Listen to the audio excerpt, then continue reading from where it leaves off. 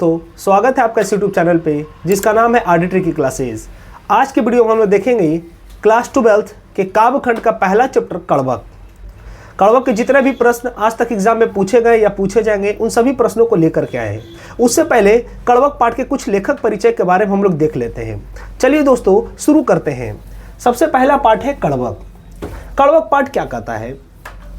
सबसे पहला क्वेश्चन आपसे पूछेगा कि कड़वक पाठ कहाँ से लिया गया है। तो कड़वक पाठ लिया गया पद्मावत से। कहाँ से लिया गया? पद्मावत। आप लोग मूवी देखे होंगे पद्मावती मूवी देखे होंगे जिसमें दीपिका पादुकोण है, शाहिद कपूर है और रणवीर सिंह है कि नहीं? तो कड़वक पाठ कहाँ से लिया गया है? पद्मावत से लिया गया, आपको याद रखना है। कड़वक पाठ के लेखक कौन है? मलिक मोहम्मद जायसी जी। कौन है? जायसी जी। इनको शॉर्ट में जायसी जी कहा जाता है, जायसी के नाम से भी ये जाने जाते हैं। ठीक है, आपसे पूछेगा कड़वक पाठ के लेखक कौन है, क्या बोलेंगे? जायसी। कड़वक पाठ कहाँ से लिया गया है? पद्मावत से लिया गया है। जायसी जी को कैसे कवि के रूप में हम लोग जानते हैं? प्रेम के पीर के कवि। प्रेम के पीर के कवि। प्रेम के पीर के कवि किसे कहा गया है? जायसी जी को कहा गया है। आप लोग यदि क्लास 10th में पढ़े होंगे तो क्लास 10th में पता होगा कि प्रेम के पीर के कवि किन्हें कहा गया? घनानंद को कहा गया। लेकिन यहाँ पर किन्हें कहा गया? जायसी जी को कहा गया है। याद रखिए, कड़वक पाठ के लेखक है जायसी जी। और जायसी जी का जन्म किस वर्ष हुआ है? 15वीं शताब्दी में। 15वीं शताब्दी में, अनुमानता है 1492 में। 1492 अनुमानता इनका जन्म हुआ है जायस उत्तर प्रदेश में। जायस उत्तर प्रदेश में, यानी जायस नामक स्थान पर जो यूपी में पड़ता है। कब हुआ? 1492 में। अनुमानता है, एक्यूरेट नहीं है, अप्रॉक्स से लगभग है। ठीक है, तो इनका जन्म कब हुआ? 15वीं शताब्दी के उत्तरार्ध, अनुमानता 1492 ईस्वी को, जायस नामक ग्राम में, जो कहां पड़ता है? उत्तर प्रदेश में। लेकिन इनका कब्र कहां है? कब्र, जब इनका निधन हुआ था तो कब्र कहां पर इनका रखा गया था? तो इनका कब्र था अमेठी में। कहां था? अमेठी। कब्र था अमेठी में, याद रखिएगा। ठीक है, इनकी भाषा क्या थी? ये किस भाषा के कवि थे? अवधी भाषा। किस भाषा के थे? अवधी भाषा के थे, याद रखिएगा। अवधी भाषा कहाँ की भाषा है? तो अवध, जो उत्तर प्रदेश में एक साम्राज्य पड़ता है अवध, वहां पर इस भाषा का जन्म हुआ था, जिसे हम लोग अवधी भाषा के रूप में जानते हैं। ठीक है, अवधी भाषा याद रखिएगा। ठीक है, और अवधी भाषा की नींव सबसे पहली हमारे गोस्वामी तुलसीदास रखे थे, जो रामचरितमानस के रचयिता है। ठीक है, तो भाषा इनकी क्या थी? तो अवधी थी, याद रखिएगा। ये किस रस के कवि है? रस, तो क्या बोलेंगे? श्रृंगार रस। क्या बोलेंगे? श्रृंगार रस। किस रस के कवि है? श्रृंगार रस। ये सब इसलिए कराया जा रहा है ताकि आगे हम लोग जो ऑब्जेक्टिव प्रश्न करेंगे उनमें आपको ये अहम रोल होगा। ठीक है, ये सब याद रहेगा तो प्रश्न बनाने में आसानी होगी। ठीक है, किस रस के कवि है? श्रृंगार रस, आपको याद रखना है। किस काल के कवि है? काल, भक्ति काल। किस काल के कवि है? भक्ति काल। ये भक्ति में लीन रहने वाले कवि थे। ठीक है, काव्य खंड में जितने भी लेखक आएंगे उनको हम लोग कवि कहेंगे, लेखक नहीं कहेंगे। लेकिन गद्य खंड में जितने भी आएंगे राइटर, उनको हम लोग लेखक के रूप में जानेंगे। ठीक है, तो हम लोग काव्य खंड पढ़ रहे हैं इसीलिए कवि कहते हैं। तो ये जो कवि थे वो किस काल के थे? भक्ति काल के थे। किस शाखा के कवि है? प्रेम मार्गी। क्या बोलेंगे? प्रेम मार्गी। प्रेम मार्गी, याद रखिएगा। प्रेम के पीर के कवि, शाखा पूछेगा, प्रेम मार्गी बोलेंगे। ठीक है, फिर से सुनिए। कड़वक पाठ कहां से लिया गया? पद्मावत से लिया गया है। कड़वक पाठ के लेखक कौन है? मलिक मोहम्मद जायसी जी है। इनको जायसी के रूप में भी जाना जाता है। मलिक मोहम्मद जायसी जी का जन्म कब हुआ? 15वीं शताब्दी में 1492 को जायस उत्तर प्रदेश में इनका जन्म हुआ था। ये अनुमानता है, एक्यूरेट नहीं है, लगभग है। इनका कब्र कहाँ है? अमेठी में। कब्र कहाँ है? अमेठी में। ठीक है, मरने के बाद जो कब्र नसीब होता है तो वो अमेठी में इनका था। भाषा की अगर बात करें, अवधी। इनकी कौन सी भाषा थी? अवधी भाषा थी, याद रखिएगा। अवधी भाषा का जन्म नींव सबसे पहले किसने रखा था? गोस्वामी तुलसीदास ने रखा था। उन्होंने कौन सी पुस्तक लिखा है? रामचरितमानस लिखा है, जो हिंदुओं का पवित्र ग्रंथ है, याद रखिएगा। किस रस के कवि है? श्रृंगार रस। कौन से रस के हैं? श्रृंगार रस के, याद रखिए। काल पूछेगा, क्या बोलेंगे? भक्ति काल। किस काल के कवि है? भक्ति काल के हैं। ठीक है ना, गोस्वामी तुलसीदास ये भी हमारे भक्ति काल के ही थे। जायसी जी भक्ति काल के। आगे जो पढ़ेंगे सूरदास वो भी भक्ति काल के होंगे, तुलसीदास वो भी भक्ति काल के होंगे। ठीक है, अधिकतर कवि जो है भक्ति काल के रूप में ही जाना जाता है, उनका काल भक्ति काल ही होता है। शाखा की अगर बात करें, प्रेम मार्गी। किस शाखा के कवि है? प्रेम मार्गी शाखा के कवि है। ठीक है, क्या ये स्लाइड पूरा याद हो गया? बहुत बढ़िया। आते इधर क्या कहता है? मलिक मोहम्मद जायसी जी के गुरु कौन कौन थे? गुरु की बात करें, ठीक है ना, सूफी संत शेख मोहिदी ये पहले गुरु थे। सूफी संत शेख मोहिदी पहले गुरु, और दूसरे गुरु थे सैयद अशरफ जहांगीर, ये दूसरे गुरु थे। ठीक है, पहले गुरु थे सूफी संत शेख मोहिदी पहले गुरु, और दूसरे गुरु थे सैयद अशरफ जहांगीर, ये दूसरे गुरु थे। ठीक है, इनके पिता कौन थे? मलिक शेख ममरेज। पिता का नाम क्या था? मलिक शेख ममरेज इनके पिता थे, मलिक शेख ममरेज। वृत्ति की बात करें तो इनको बचपन में जो है चेचक रोग हो गया था। कौन सा रोग? चेचक रोग, जिसे इंग्लिश में चिकन पॉक्स के नाम से जानते हैं, हम लोग आम भाषा में माताजी बोलते हैं। क्या बोलते हैं? माताजी बोलते हैं। ठीक है, तो चेचक हो गया था बचपन में, तो जिसके कारण ये रूपहीन हो गए थे। रूपहीन कहने का मतलब दाग धब्बे, पूरा बॉडी में दाग धब्बा हो गया था, रूपहीन हो गए थे। ठीक है, जिसके कारण ये बाएं आंख और कान से वंचित हो गए थे। बाएं आंख और कान से वंचित हो गए थे। हमारा बाएं आंख का इस साइड बाएं आंख और कान से वंचित हो गए थे, मतलब कह सकते हैं एक पटिया डैमेज था इनका। ठीक है, मतलब एक ही आंख के थे और एक ही कान के थे। ठीक है, एक आंख और कान डैमेज हो गया था, किसके कारण? चेचक होने के कारण। ठीक है, प्रारंभ में ये किसानी किया करते थे, जायस में रह करके लेखन शुरू किए, किसानी किए, फिर फकीरों और संतों के साथ रह करके अपना पूरा जीवन यापन कर दिए। इनकी वृत्ति है। ठीक है, निबंध की बात करें, इनका निधन किस वर्ष हुआ? तो निधन हुआ 1542 में। यह भी अनुमानता है, कुरेट नहीं है। 1542 ईस्वी में अनुमानता इनका निधन हुआ था। ठीक है, इनकी रचना की बात करें, सबसे ज्यादा इंपॉर्टेंट है इनकी रचना, याद रखिएगा। ठीक है, इनकी रचना कौन कौन सी है? सबसे पहला है पद्मावत। क्या है? पद्मावत। आप इनकी रचना को ऐसे याद रख सकते हैं, जिसके रचना के अंत में आपको वत दिखे या वट दिखे या नामा दिखे, अंत में ये इन्हीं की रचना होती है। ठीक है, इन्हीं की रचना होती है। लगभग में माना जाता है 99% केस में जयसी जी के बारे में हम लोग जानते हैं कि ये सारी रचना किनकी है? जयसी जी की है। जैसे आप देख सकते हैं पद्मावत ये किनकी रचना है? जयसी जी की है। वेरी इंपॉर्टेंट, सबसे ज्यादा इंपॉर्टेंट रचना यही है पद्मावत, क्योंकि इसी रचना से ये पाठ लिया गया जो हम लोग अभी पढ़ रहे हैं, कड़वक पाठ। कौन सा पाठ? कड़वक पाठ। ठीक है, दूसरा वट किसने लिखा है? जयसी जी ने लिखा है। ठीक है, चंपावत किसकी रचना है? जयसी जी। अब देखिए सबके अंत में वट ने तो वत दिख रहा है कि नहीं? और ये भी पूछता है कि पद्मावत का रचना काल कब माना गया? 1540 ईस्वी में। मरने से 2 साल पहले इन्होंने इसको लिखा था। ठीक है, इतरावत क्या है? इतरावत। चंपावत हो ही गया। कहरनामा, देखिए अंत में क्या लगा है? नामा लगा है, कहरनामा। और एक है होलीनामा। एक क्या है? होलीनामा। ये 5-6 रचना जो है वो आपको याद रखनी। क्या क्या इनके द्वारा लिखा गया? कौन कौन सी पुस्तकें या कौन कौन सी रचना इनके द्वारा लिखी गई है? पहला बोलेंगे पद्मावत, दूसरा बोलेंगे अखरावत, तीसरा बोलेंगे चंपावत, चौथा बोलेंगे इतरावत, पांचवा बोलेंगे होलीनामा और छठा बोलेंगे कहरनामा। ये सारी रचना किनके द्वारा लिखा गया है? जयसी जी के द्वारा लिखा गया है। एक बार फिर से पूरा रिकॉल करिए। हम लोग जो भी पाठ पढ़ेंगे उनसे पहले लेखक के बारे में जरूर पढ़ेंगे, उसके बाद हम लोग इसके ऑब्जेक्टिव प्रश्न करेंगे। एक वीडियो में हम लोग सारे चीजों को देख लेंगे, लेखक परिचय और प्लस में क्वेश्चंस। ठीक है ना? देखिए कड़वक पाठ किसने लिखा? सबसे पहला जयसी जी। कड़वक पाठ कहाँ से लिया गया है? पद्मावत से लिया गया है। जयसी को कैसे कवि के रूप में जानते हैं? प्रेम के पीर के कवि। इनका जन्म किस वर्ष हुआ? 15वीं शताब्दी में के उत्तरांत, अनुमानतः 1492 ईस्वी में। कहाँ जन्म हुआ बाबू? जायस, यूपी में पड़ता है। लेकिन इनका कब्र कहाँ है? अमेठी। भाषा किस भाषा के कवि थे? अवधी भाषा के थे। किस रस के कवि थे? श्रृंगार रस के थे। किस काल के कवि थे? भक्ति काल के थे। किस शाखा के कवि है? प्रेम मार्गी शाखा के कवि है। ठीक है, याद रखिएगा। अगला, इनके गुरु कौन कौन थे? सूफी संत शेख मोहिदी, पहले गुरु। दूसरे गुरु है सैयद अशरफ जहांगीर, ये दूसरे गुरु है। इनके पिता कौन थे? मलिक शेख ममरेज, इनके पिता थे मलिक शेख ममरेज, याद रखना है।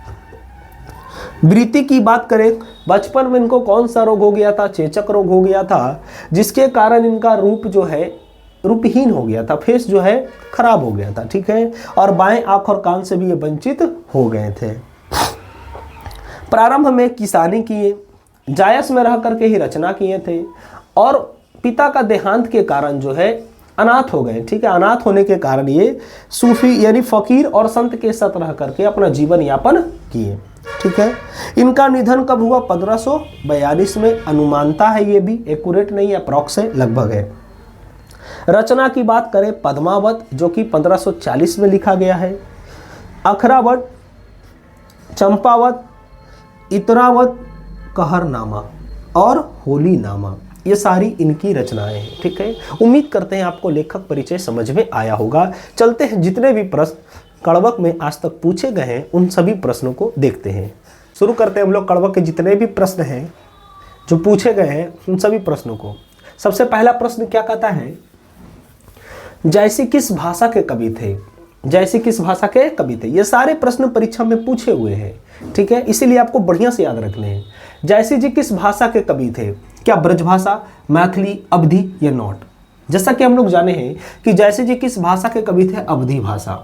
कौन सी भाषा? अवधी भाषा। और अवधी भाषा की शुरुआत का किसने किया, इसकी नींव किसने रखी थी? गोस्वामी तुलसीदास ने रखी थी। जयसी द्वारा लिखित पाठ कौन सी है? जयसी कौन से पाठ को लिखे हैं? क्या कवित पाठ लिखे हैं, छपै लिखे हैं, उषा लिखे हैं या कड़वक लिखे हैं? कौन सा पाठ लिखे हैं? कड़वक पाठ लिखे हैं, ठीक है। जयसी जी का जन्म किस वर्ष हुआ था? जयसी जी का जन्म बताइए। अनुमानता है, एक्यूरेट नहीं है, तो कौन सा वर्ष? 1490, 1491, 1492 या 1450? क्या बोलेंगे? 1492। 1492। प्रेम के पीर के कवि कौन है? प्रेम के पीर के कवि किन्हें कहा गया? प्रेम के पीर के कवि किन्हें कहा? क्या रघुवीर साहे को कहा गया, रसखान को कहा गया, जयसी को या नोट को? तो क्या बोलेंगे? जयसी जी को प्रेम के पीर का कवि कहा गया है कि क्योंकि इन्होंने इस पाठ को रक्त की लेई से लिखा है, रक्त की लेई से लिखा है, ठीक है ना, याद रखिए। कड़वक पाठ कहाँ से लिया गया? ये जो कड़वक पाठ हम लोग अभी पढ़े हैं, ये पाठ कहाँ से लिया गया है? क्या चंपावत से लिया गया, होली नामा से लिया गया, इतरावत से लिया गया, पद्मावत से लिया गया? क्या बोलेंगे? पद्मावत से लिया गया है, ठीक है। जयसी जी अपनी एक आंख की तुलना किससे करते हैं? हाँ, पाठ में ये कहा गया है कि जयसी जी एक आंख के थे कि नहीं? क्योंकि चेचक हो जाने के कारण उनका बायां आंख और कान वंचित हो गया था, बाएं आंख कान से वंचित हो गए थे, ठीक है। तो एक आंख की तुलना वो अपने दर्पण से करते हैं। जिस प्रकार दर्पण में हमारी वास्तविक प्रतिबिंब दिखती है, उसी प्रकार निर्मल और स्वच्छ होती है, उसी प्रकार इनका जो एक आंख है वो निर्मल और स्वच्छ है, ठीक है ना। वो एक ही आंख से पूरे जग को एकदम स्वच्छ दृष्टि से देखते हैं, ठीक है। वो कभी भी रूप की तुलना नहीं करते हैं, रूप की पूजा नहीं करते हैं, वो गुण की पूजा करते हैं, ठीक है। इसीलिए हम लोग को अपने अंदर जो है गुणों का प्रवेश ज्यादा करना चाहिए। रूप क्या है? रूप तो कुछ पल के लिए होता है, ठीक है ना। बाकी तो रूप उम्र ढलने के साथ रूप भी ढल जाता है, लेकिन यदि आपके अंदर गुण है हमेशा के लिए रहेगा और उसकी पूजा ही होती है, ठीक है। तो रूप कुछ पल के लिए होता है, इसीलिए हम लोग को अपने अंदर सबसे ज्यादा गुणों का प्रवेश करना चाहिए, गुणों का निर्माण करना चाहिए। तो जयसी जी इन्हीं शब्दों पर जोर देते हैं, ठीक है। तो जयसी जी कहते हैं, जयसी जी अपनी एक आंख की तुलना किससे करते हैं? तो जयसी जी अपनी एक आंख की तुलना दर्पण से करते हैं। किससे करते हैं? दर्पण से करते हैं, ठीक है ना। जग सूझा एक ही नैना, जग सूझा एक ही नैना, पूरे जग को वो एक ही आंख से देख लिए थे, ठीक है। जयसी जी किस रस के कवि है? किस रस? अभी हम लोग पढ़े थे जयसी जी किस रस के हैं? वात्सल्य रस के हैं या श्रृंगार रस के या वीर रस के हैं? क्या बोलेंगे हम लोग? श्रृंगार रस के हैं। किस रस के हैं बाबू? श्रृंगार रस के हैं। अगला कहता है, जयसी जी किस शाखा के कवि है? किस शाखा के कवि है? कौन सी शाखा पढ़े थे हम लोग? प्रेम मार्गी। किस शाखा के कवि है? प्रेम मार्गी। प्रेम मार्गी शाखा के कवि तो हम लोग अगले स्लाइड में देखेंगे। तो कुछ और भी प्रश्न है जो हम लोग देखते हैं। क्या कहता है? फूल मरे पर मरे न वासु। ये सब जो लाइन है वो पाठ की पंक्ति का लाइन है, इसीलिए आप लोग पाठ बढ़िया से समझिएगा। फूल मरे पर मरे न वासु, यह पंक्ति किस पाठ की है? फूल मरे पर मरे न वासु, इस पंक्ति का अर्थ होता है, जैसे हम लोग जानते हैं कि जो भी महान लोग होते हैं, जैसे जयसी जी तो अभी इस दुनिया में नहीं रहे, लेकिन फिर भी उनके बारे में हम लोग पढ़ते हैं। कारण क्या है? क्योंकि उनके द्वारा अच्छे कर्म जो वो करके गए हैं उनको हम लोग याद कर रहे हैं। तो वैसे ही कहता है, फूल मरे पर मरे न वासु। फूल तो मर जाता है, फूल को हम लोग तोड़ते हैं तो वो तो मर जाता है, लेकिन उसकी सुगंध हमेशा वातावरण में फैली हुई रहती है, ठीक है। तो इसीलिए आप अपने अंदर गुणों का यदि हम प्रवेश करते हैं ज़्यादा से ज़्यादा, तो यदि हम मर भी जाए तो हमारे गुणों की चर्चा होगी, ठीक है, हमें लोग याद करेंगे, ठीक है ना। तो इसीलिए बढ़िया से याद रखिए, फूल मरे पर मरे न वासु, यह पंक्ति किस पाठ की है? तो हमारे जो पाठ है कड़वक, इस पाठ की ये पंक्ति है, कड़वक पाठ की पंक्ति है। कड़वक पाठ किससे लिखा गया है? कड़वक पाठ जो है किससे लिखा गया है? जोड़ जोड़ के लिखा गया है, रक्त की लेई से लिखा गया, रक्त की गोंद बना करके इससे लिखा गया, रक्त की गोंद से शब्दों को जोड़ जोड़ करके इसे लिखा गया है, ठीक है। आपसे पूछेगा कड़वक पाठ किससे लिखा गया? तो रक्त की लेई से लिखा गया। रक्त की लेई का क्या अर्थ होता है? ये सब्जेक्टिव प्रश्न में भी पूछा जाता है, जो हम लोग करेंगे आगे। सब्जेक्टिव प्रश्न क्या है उसके ऊपर भी वीडियो लेकर के आएंगे कि कड़वक पाठ के कितने इंपॉर्टेंट सब्जेक्टिव प्रश्न है, वो भी लेकर के आएंगे जो इंपॉर्टेंट है, ठीक है। कोई ना रहा बस रही कहानी, कोई ना रहा बस रही कहानी, यह पंक्ति किस पाठ की है? कोई ना रहा बस रही कहानी। फूल मरे पर मरे न वासु, ठीक है ना। कोई ना रहा बस रही कहानी, ये अगले पाठ के दूसरे पद की ये पंक्ति है, कोई ना रहा बस रही कहानी। जैसे हम लोग जानते हैं पद्मावती रानी के बारे में, अलाउद्दीन खिलजी के बारे में और रतन सिंह राजा के बारे में, ठीक है। कोई इस जगत में है नहीं है, बस उनकी कहानी रह गई है कि पद्मावती हाँ कोई रानी थी, रतन सिंह कोई राजा था, अलाउद्दीन खिलजी कोई सुल्तान था, ठीक है ना, बस उनके बारे में सिर्फ कहानी रह गई है। तो ये कहता है कि कोई नहीं जगत में रहा है, बस उसकी कहानी रह गई है। ये पंक्ति किस पाठ की है? तो हमारी कड़वक पाठ की है। जैसे हम लोग मर जाएंगे तो क्या हम लोग रहेंगे इस जगत में? नहीं रहेंगे, बस हमारे द्वारा किए गए अच्छे कर्म इस जगत में रहेंगे, ठीक है। तो वही कहता है कि कोई ना रहा बस रही कहानी। यह पंक्ति किस पाठ की है? तो हमारे कड़वक पाठ की है, ठीक है। कभी मलिक मोहम्मद जैसी जी ये कहना चाहते हैं कि आप अपने अंदर अच्छाई का प्रवेश ज्यादा करिए, क्योंकि इंसान के अंदर दोनों प्रकार के गुण होते हैं, अच्छाई भी होता, बुराई भी होता, गुण भी होता, दोष भी होता। लेकिन आप गुण यदि ज्यादा लाते हैं तो दोष खुद ब खुद क्या होता है? नष्ट हो जाता है, ठीक है। वही कहता है कवि जैसी जी इस पाठ में किस किस चीजों के बारे में बताते हैं। वही चीज देखिए, क्वेश्चन आ गया, तो गुण और दोष दोनों के बारे में बताते हैं। जैसे यहाँ बात करते हैं चंद्रमा की, तो आप बताइए चंद्रमा इस पूरे संसार को उजागर करता है कि नहीं? रात में प्रकाश देता है वो, ठीक है ना, लेकिन उसमें भी दाग है, चंद्रमा में भी दाग है कि नहीं? तो चंद्रमा जो प्रकाश करता है इस संसार को, तो ये इसका गुण है, लेकिन उसमें जो दाग है वो क्या है? अवगुण है। क्या है? अवगुण है। जैसे हम लोग गंगा के पानी को समझते हैं, गंगा का पानी हमारे लिए पवित्र माना जाता है कि नहीं? लेकिन उसका पानी गंदा है, तो गंदा है तो उसका दोष है, लेकिन पवित्र माना जाता है उसके गुणों के कारण, तो वो उसका क्या है? गुण है, ठीक है। तो इसीलिए इंसान के अंदर दोनों प्रकार के क्वालिटी होते हैं, एक गुण भी होता है, दोष भी होता है, ठीक है। तो आप अपने अंदर गुणों का प्रवेश ज्यादा करिए, दोष खुद ब खुद क्या हो जाएगा? नष्ट हो जाएगा, ठीक है ना। जैसे आप एग्जांपल के तौर पे समझ सकते हैं, कोई एक व्यक्ति है ऐसे ही जो रोड पे ऐसे ही घूमते रहता है, आवारा टाइप का लड़का है, ठीक है, लेकिन कल के डेट में वो जॉब ले ले, वो जीवन में सफल हो जाए, ठीक है ना, बहुत नाम करे अपने जीवन में, अपने माता पिता का नाम करे, गांव समाज का नाम करे, तो क्या उसे लोग उसकी पुरानी बातों को याद रखते हैं? नहीं रखते हैं। कहता रे भाई कोई था, बचपन था, ठीक है ना, ये वो हो गया, अभी बड़ा सफल इंसान है, ठीक है, तो वो याद रखता है दुनिया उसे, ठीक है। तो इसीलिए आप अपने अंदर जो भी पीछे हम लोग किए हैं उसे आप भुला करके आगे बढ़िए, ठीक है ना, आगे बढ़िए, अपने जीवन में हमेशा सफल होइए, ठीक है, और सफल होइएगा अगर मेहनत करिएगा तो।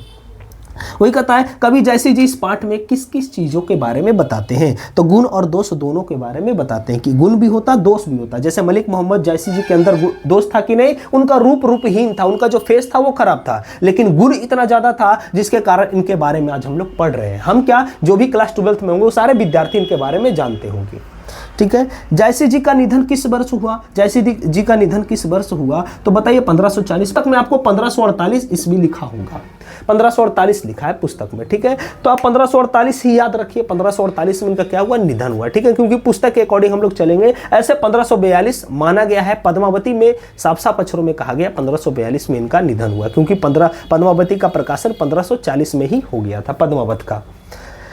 कहता है कलंक, काच, कंचन का अर्थ क्या है? ये तीनों का अर्थ भी पूछता है, ये एक्सटर्नल क्वेश्चन है, ठीक है ना। कलंक, काच और कंचन का अर्थ क्या है? कलंक जैसे कलंकित बोलते हैं, उसमें जो दाग, कलंकित कहने का मतलब जाग, जैसे चंद्रमा में दाग है वो उसका क्या है? कलंक है, लेकिन वो पूरे संसार को उजागर करता है, उसका वो क्या है? गुण है। तो कलंक का अर्थ होता है यही, कलंकित। काच का अर्थ होता है कच्ची वस्तुएं, जो कच्ची होती है। अब कच्ची वस्तुओं को जैसे सोना है, सोना को अगर हमको आकार देना है, या कोई लोहा है, लोहा को यदि हमको अच्छी मूर्त बनाना है उसका, या कुछ आकार देना है, उसका रूप में परिवर्तन करना है, उसको हम लोग गर्म करते हैं कि नहीं? तो जब तक हम लोग तपेंगे नहीं तब तक हमारा रूप परिवर्तन नहीं होगा, हमें निखार नहीं आएगा, ठीक है। तो ये हमारे मलिक मोहम्मद जैसी जी कहते हैं। कंचन का अर्थ होता है सोना, वही कांच, कच्चे सामान को जब तक तपाएंगे नहीं, उसे हम लोग गर्म नहीं करेंगे, वो क्या सोना बनेगा? नहीं बनेगा। कंचन का अर्थ क्या होता है? सोना होता है, ठीक है। उम्मीद करते हैं कि आपको ये सारे प्रश्न समझ में आए होंगे, ठीक है ना। यदि आए हैं तो इस वीडियो को लाइक करें, चैनल को सब्सक्राइब करें और ज़्यादा से ज़्यादा शेयर करें, ठीक है ना। बाकी मिलते हैं कल, आज के लिए इतना ही। जय हिंद।